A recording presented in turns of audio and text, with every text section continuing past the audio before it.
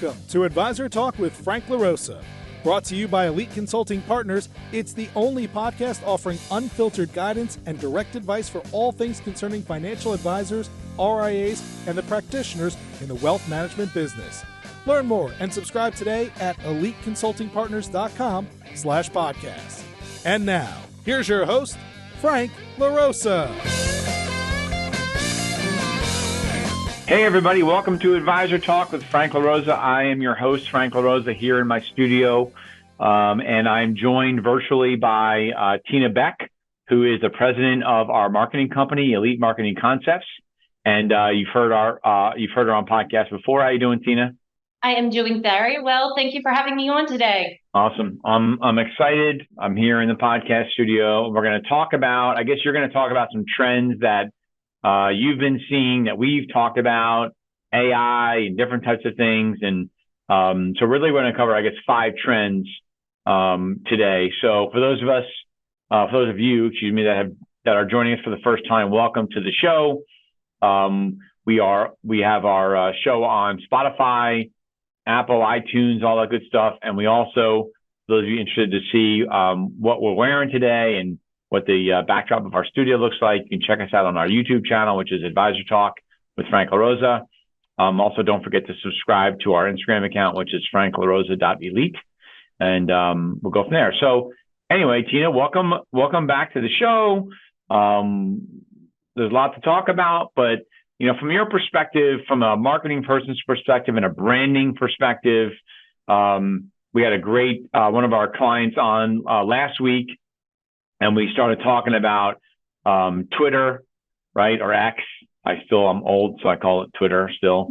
X, and his ability to use X in his branding, which is maybe a trend. But, there's really, I guess, 4 or 5 trends that you wanted to talk about. So, with that said, what are you seeing today in terms of advisors building their brand, and what are they getting out of it? What should they expect to get out of it? And, how we can help them. Well, one of the biggest things going on in branding for financial services and advisors. So it really doesn't matter whether you are a sole practitioner or you have a large practice with multiple advisors that you're responsible for, whether you're an RIA or a broker-dealer. The digital space and digital marketing has become exponentially more important in building a brand. And this is something that's been happening over the course of the last several years, but it's really hitting a pivot point right now. With the markets being turbulent, with it being an election year, I am seeing more and more advisors gravitate to being creative and being open and willing to try new ideas to attract attention from clients, prospects, business partners, even within, if they are affiliated with a broker-dealer, even within their own broker-dealer space among their peers, because the digital marketing space has become the most beneficial tool for creating a sense of a knowing and understanding about an advisor before you even meet them. So it drives business relationships. That drives relationships with clients. It drives relationships in your community forward faster than any other traditional type of marketing that you might be trying out there. So advisors recognizing this, which I really think that is a huge thing, is that when we first started Elite Marketing Concepts, we were really sharing that was the case. I think now we're hitting a point where a lot of advisors are recognizing this. And so they're gravitating to, how can I be the most creative? How can I be the most innovative? And that's really where we're getting not only our client base or the ones who want to push that envelope, but where I'm also seeing the trends I'm going to share today. So first and foremost, and this is something, Frank, we're on video right now. It's going to be on YouTube. Yeah. You've been doing for years, but video production. For the first time ever, and this is something you and I've talked about on our own, I was doing a lot of coaching on why to get comfortable with video. And now I'm seeing more and more that advisors are okay with, that their firm partners and their compliance departments are okay with, particularly on the social media space, video being produced to go with their social posts without needing as many approvals as what we were seeing in the past. So many advisors were hung up on the fact that they might have to provide a script or they might have to put in production notes before they did video and social media. That's really not the case anymore. Firm partners have caught up with their compliance platforms using either internal proprietary systems or systems like Hearsay and Social Patrol that allow you to produce video social posts, load them up like a normal post, and it goes through the normal client compliance process without you having to do any separate steps, without having to have any transcripts done in advance. So again, this is particular on social media, but because of kind of that change in the protocols for submitting videos for social media through these platforms, advisors now can very quickly and efficiently, just by picking up their cell phones and recording videos, put social media posts out that have unique video content. So that's like, I think that, if you've been in the business a long time, advisors still think about it like, well, when I had to do a seminar, I had to put all the information together, send it to the compliance people. It took them a month to get back to me. And by that time, I didn't want to do the seminar anymore. Nowadays, firms are getting more and more comfortable. And that's why I was talking about the Twitter thing, because in that case, the firm that advisor was at, their firm is sort of trying out the Twitter platform, and let's see how that works out. But you made an interesting point that I think that is really the real benefit of, the real benefit of branding and social media. Obviously, we want, you're all trying to collect, advisors are trying to gather clients and new assets.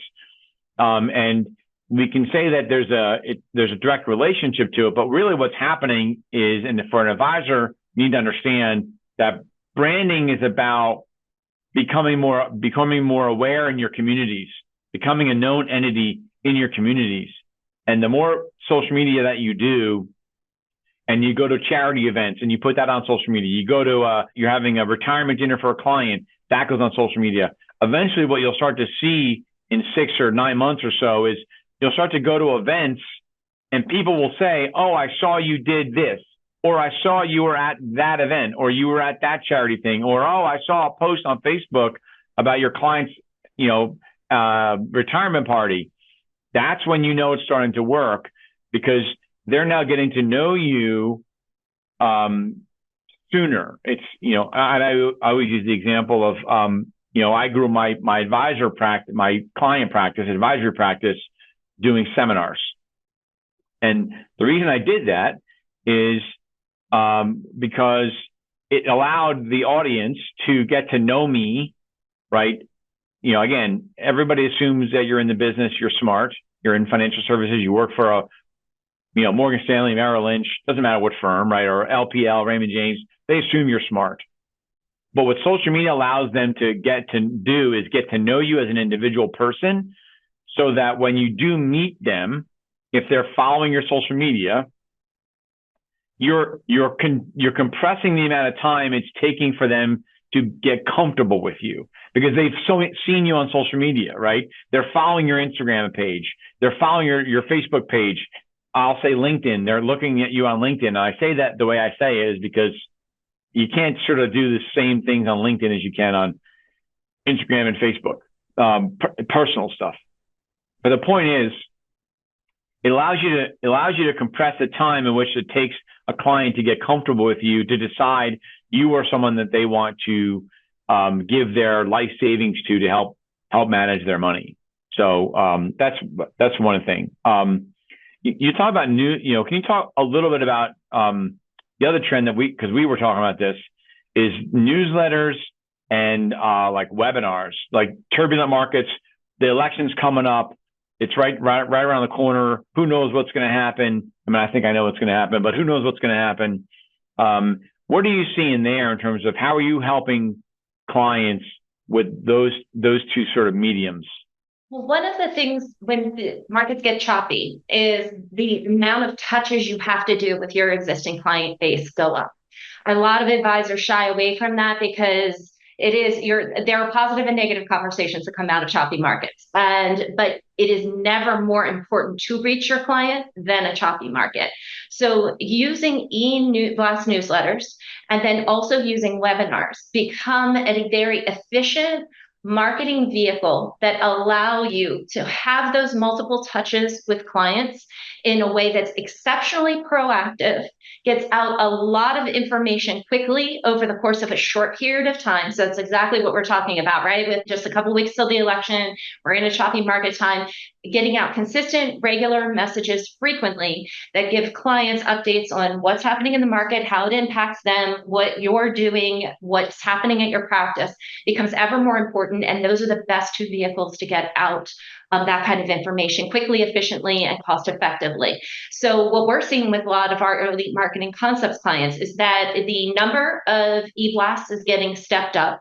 But they're shorter. So instead of a long monthly e-blast that might have a ton of information in it, we're doing almost kind of a micro style e-blast where you're doing 2, sometimes even 3, depending on the size of the practice, e-blasts that will go out that are smaller versions of what we might have been doing on a larger scale monthly 3 months ago. But now we've compressed it so that they can reach their clients more frequently. We're also seeing that a lot of our advisors want to do webinars as their special project every month. So we have a special project that within our portfolio that we have clients have the ability to pivot and do something creative every single month.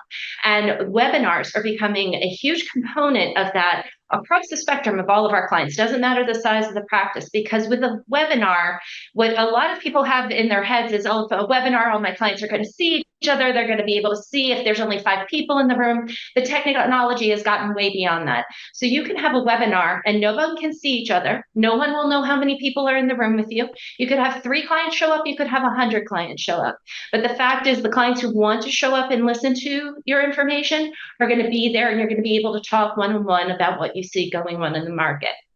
The other thing that we're seeing, and this is for our larger teams, but they're using the webinar platform if they do have a larger team of, say, 20 plus advisors, 30 plus advisors, to have one-on-one sessions with us and other trusted contractors that they work with and consultants that they work with, where the advisors on their team are supported in asking us questions about marketing and trends that we're seeing, so that on the micro scale within the practice, each advisor is putting out the best possible marketing message content in alignment with what the overall practice is doing. And then the practice itself is actually supporting their advisors by having that kind of thought leadership in a one-on-one platform. So there's with the webinars and the e-blast newsletters, really 2 trends. It's client-facing and then almost internal marketing and PR, where I'm seeing this being used in really creative and effective ways. Right. Well, I also think that when you do a webinar, you're recording a webinar, maybe you're talking to 1 person, maybe you're talking to 100 people, but you can then take that webinar and some of the information and snippets from that webinar and use that as other social posts, right?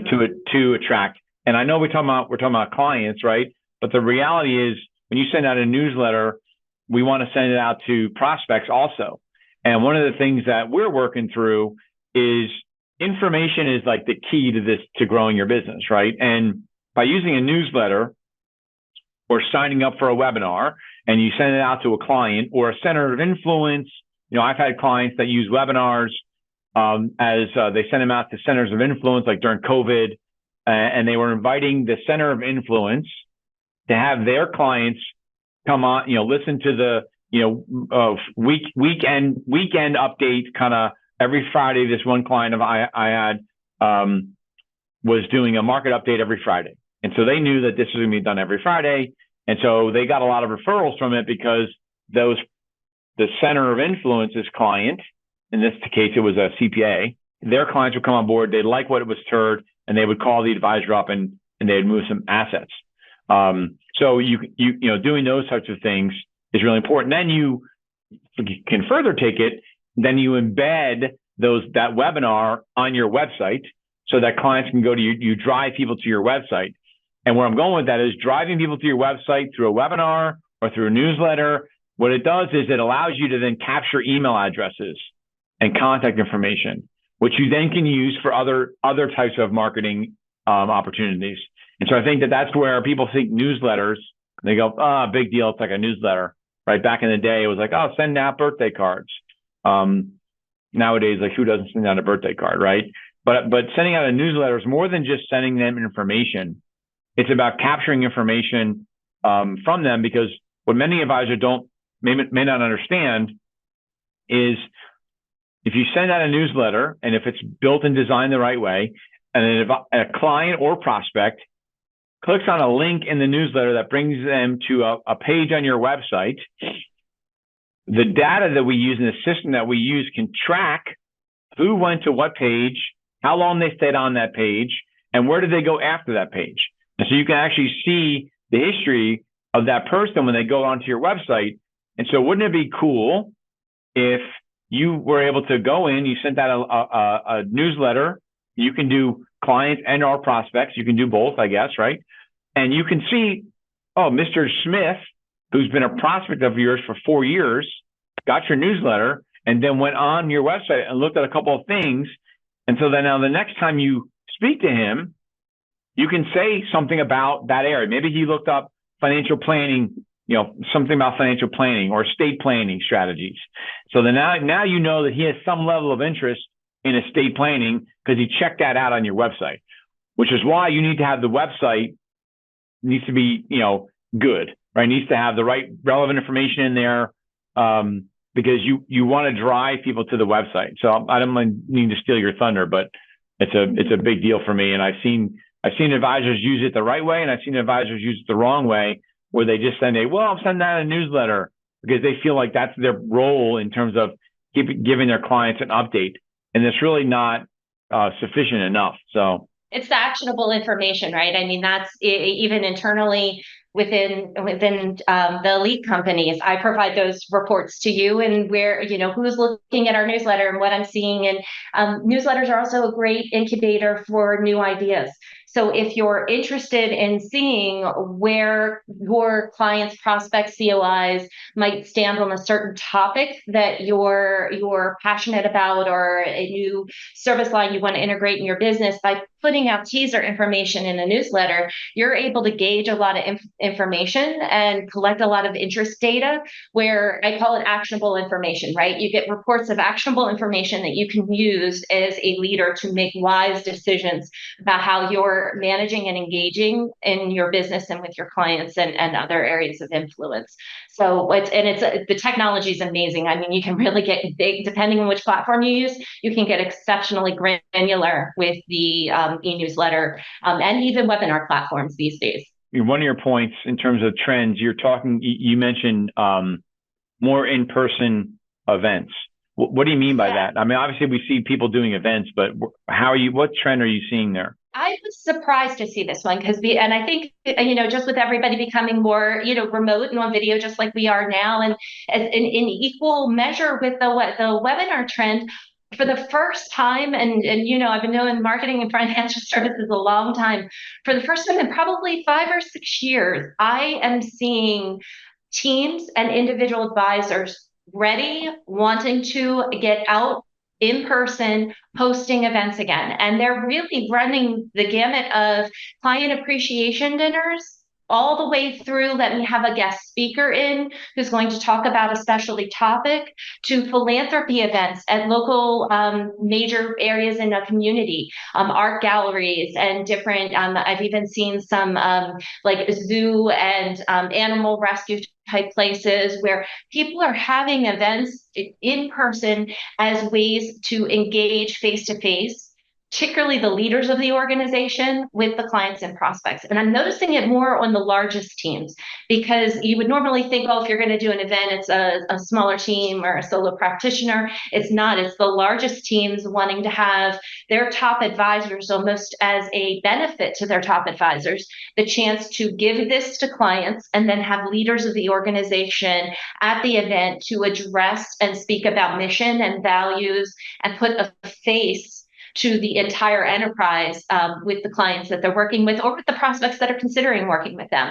And it has been a long time since I have been seeing that kind of movement.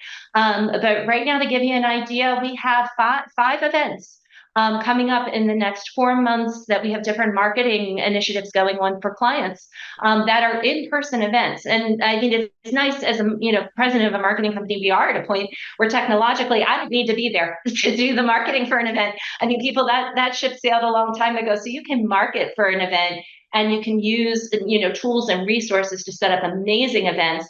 And have it be, if you have multiple offices around the country, that shouldn't stop you. You don't necessarily have to be at those offices to manage and oversee, if you're a large enterprise, events at those offices, and then come and make the address at a particular location. I have a client now that did something recently, and they had 400 people at this event.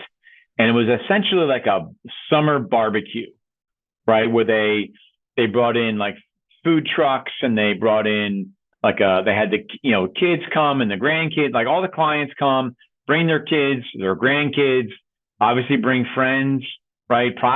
Which are friends / prospects, right? Friends equal prospects. And they've done it now, I think 3 or 4 years. It's gotten bigger and bigger, and this year they said it was over 400 people. Face painting, and it's become a big deal for these clients, and there's really no business talked about, right? It's just a gathering and bringing clients together, so they're not worried about, I'm going to have my clients all in one room, right? It's not how it works. I mean, it's funny, it takes me back to a time where I used to do client appreciation dinners, and I would have a wholesaler come in and speak about something about the market, right? And I would invite clients, and then I would invite prospects, and or clients would bring a friend of theirs. And those were my best client account opening, asset gathering events. It was for clients. A lot of advisors think, well, I'm going to invite my clients. I already have all their money, right? You don't really. And you don't necessarily have their friends. And what happened, the impact that I saw after I did this a couple of times, again, I had a good relationship with my clients. The prospect, it's almost like the Jerry Maguire, right? At the end of Jerry Maguire, right?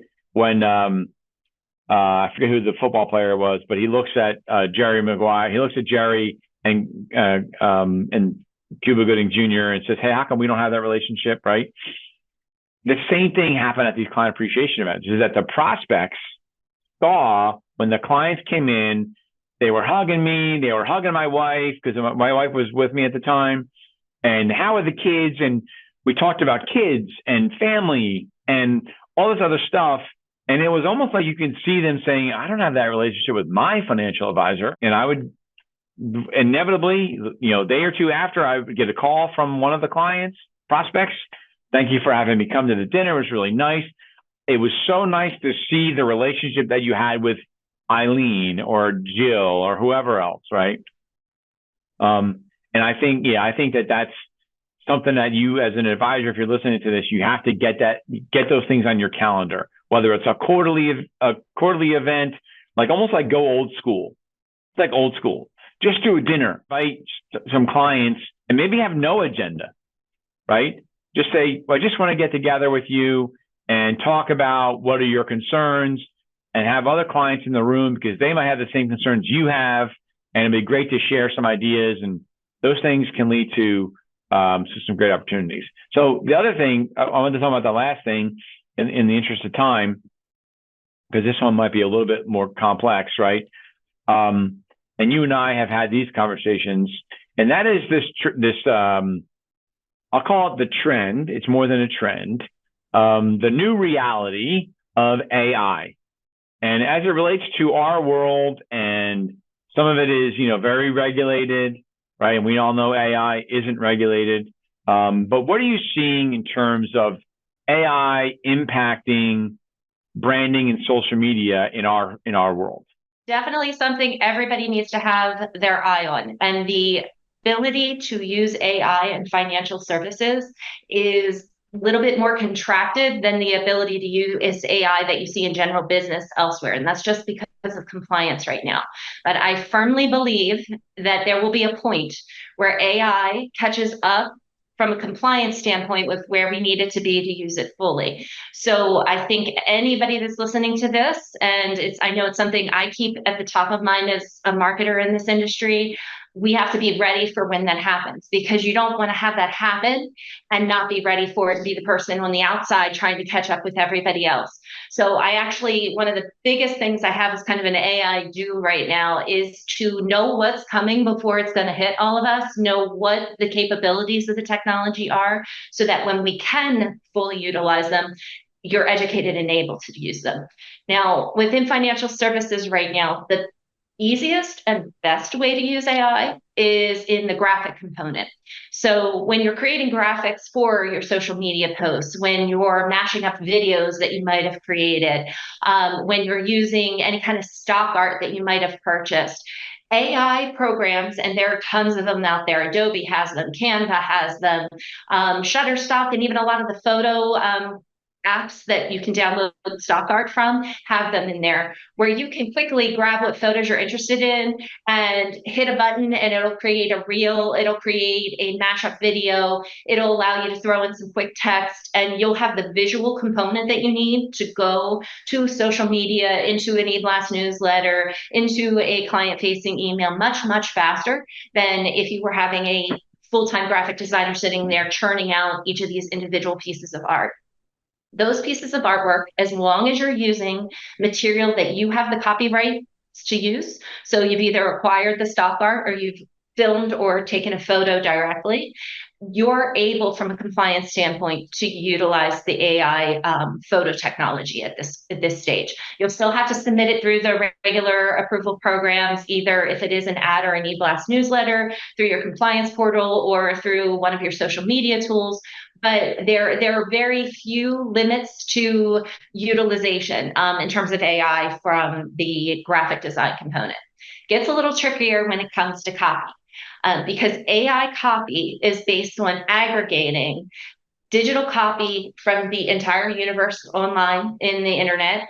And if you put in a request for copy, it's going to take a mashup of the most common pieces of content that are out there that are most utilized, that best hit what you requested, and put them into, within seconds, granted, a very nicely written piece of copy. Where we come into a problem with that in financial services, and this is probably why many firms do not, as of yet, allow advisors to use AI copy. They're getting a little bit less restrictive depending on what the copy is for, but in general, you can't fully utilize a 100% piece of AI copy, because the algorithms that pull it together, first of all, aren't checking to see if they're using the compliant financial services terms. So if you have designations in there, if you have certain financial terms and words that need disclosures, that's not going to be grabbed from the AI technology. There's also, from an SEO perspective, and I know, Frank, you know where I'm going with this, because I'm a huge SEO nerd. Anybody who's ever seen me on these podcasts knows this. Yeah. If you duplicate copy, which is exactly what AI is intended to do, is to duplicate copy and for efficiency's sake. When you put that onto a website, social media posts, what you're doing is watering down the search engine optimization component that allows that digital content to have the widest exposure possible. If you're using the same, let's say the same paragraph that it got from someplace else, right? Doesn't that make your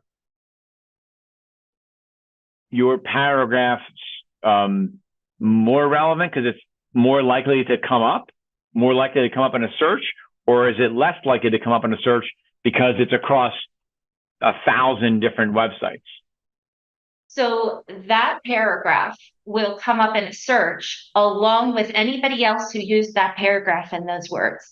So what happens is, if the AI tool, let's say you're a financial advisor and you put in that you're interested in having succession for a high net worth individual who's passing on their business to their children, and you want a blog post about it. And AI spits out a very lovely blog post, and you put that on your website. Well, any advisor who used an AI tool and put in those same or similar, doesn't even have to be the same parameters, put in similar parameters. AI, whatever AI tool you used, anybody else who used it, going to pull that same data. And we're seeing this even within our own industry with some of our competitors or some of the various website and digital social media production platforms where they're aggregating data using AI for clients, and then multiple clients are ending up with the same content on their website or the same social posts or social posts. Yeah, we have a competitor. We won't use her name, but it starts with an F, and we've seen through research that hundreds and hundreds of advisor websites are all using the same exact paragraphs, literally the same exact paragraphs on our mission statement or who we are or about us, because they're just basically using the same things, which doesn't differentiate you whatsoever. So again, I'm not going to use names, but that's why I think that's what separates us is that we customize everything. The custom social content, so it's layers, right? So a lot of people are like, okay, so I have the same content that shows up there. I show up in a Google search, but I'm interested in people in this city and they're in that city. So why do I care? Well, you care because it doesn't matter in how Google's algorithm works. Your page ranking is based not just on the words you use, but the repetition of those words, how often those words are used across all of the internet, how those words are coded in the back end of your website, and the SEO terms that are coded behind your pictures and in the back end of your website that support them. So if you have an SEO term that's on your website, that's behind some of your photos that your web programmer put all of this great stuff in place, and then you use a paragraph that shows up on multiple people's sites, basically not only are you diluting your own effort, but you're lifting up those of the others. So really, you've negated your marketing dollar in two ways by using content that's replicated somewhere else. And then the other thing that makes me nervous at this time, and I qualify everything with at this time because I can't stress enough, it's going to catch up. I mean, everything that's a good idea eventually gets where it needs to be, right? So there's going to be a time where the content, we're all going to want to be using this. But at this point, this pivot point, what I'm also seeing is that when advisors or practices do use AI, particularly for social media, if those tools are formulated to create posts for you and automatically push them out onto your platform. So what happens when you do that, they automatically go out on your platform. Yes, they might go into your platform. Let's say you have compliance monitors your LinkedIn account. Let's say they go to your LinkedIn account. And it takes about 24 hours for compliance to, in all cases, catch up with what you're putting out there. But you want to be within the lines and within best practices because that's what's best for you as a diligent advisor, best for the firm you're affiliated with. With these AI tools, you're not looking at it. No one's looking at it. It's being automatically fed onto your platform with no checks and balances. Right. We're in an industry that relies on checks and balances. So if the AI tool pulls something it shouldn't, and you and I've seen that happen too when we've recently people come to us to fix these problems, right? It pushes out this content that's non-compliant, and you got to reel it back in, and it creates a nightmare of a problem for a lot of advisors when they use those kind of tools at this present moment because it doesn't have those types of checks and balances in it. So we are known for, and we're proponents of using custom writing and custom content because it's driving at this point in the industry the best result. But we definitely have an eye on how the technology is catching back up to us as a financial services industry, because that time is coming. It's coming sooner rather than later, where we are going to be able to integrate as a framework using AI for other applications. AI, like I've been playing around with it over the last several weeks. And what I have found it useful for is it gets me, halfway to where I want to go, right? I mean, it gives me sort of a general roadmap. I was working on something the other day and I was just playing around and like, create me a mission statement for X, Y, and Z business, right? And I'm not going to say what it is because I'm still working on it. It'd be pretty cool if this thing happens, but, and it, and the more specific you are, and I was using ChatGPT, but the more specific you are, the better the results. And it at least gave me a roadmap, a starting point to then think about how to further customize it so it matched us in particular, right? And that's where I think for me, it's been really helpful. but I can see where, advisors are going to step over the line and try to because I think the data is still 2 years old, right? And Sue, so our Salesforce administrator, he's like a wizard. Like I call her like she's like my Jedi, right? Because she can make our system do whatever she wants, right?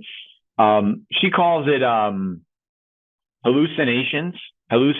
So she said that a lot of these platforms still hallucinate, which means that they give you information and it's not right.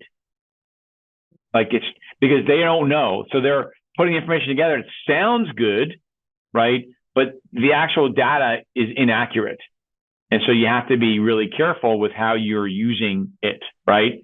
So anyway, I interrupted you. You're going to make a second point there. I apologize. One area where it is exceptionally efficient right now, though, is invites. So we were talking about people using the events and in-person engagements more. If you're an advisor who's listening to this and you want to put together an invite for one of these in-person events, have at it with AI and submit it to compliance, because you're putting together, create an event for me for a client event that's occurring at this Italian restaurant on this day at this time as a client appreciation dinner, and it's going to spit out a perfectly formulated event invite that you can send to compliance that has no proprietary information in it, that has nothing that has to do with our industry. And in 5 minutes, you just created the marketing you need for a major trend that we're seeing that we shared today. So in that respect, that's one area where when I see and hear that advisors are using it,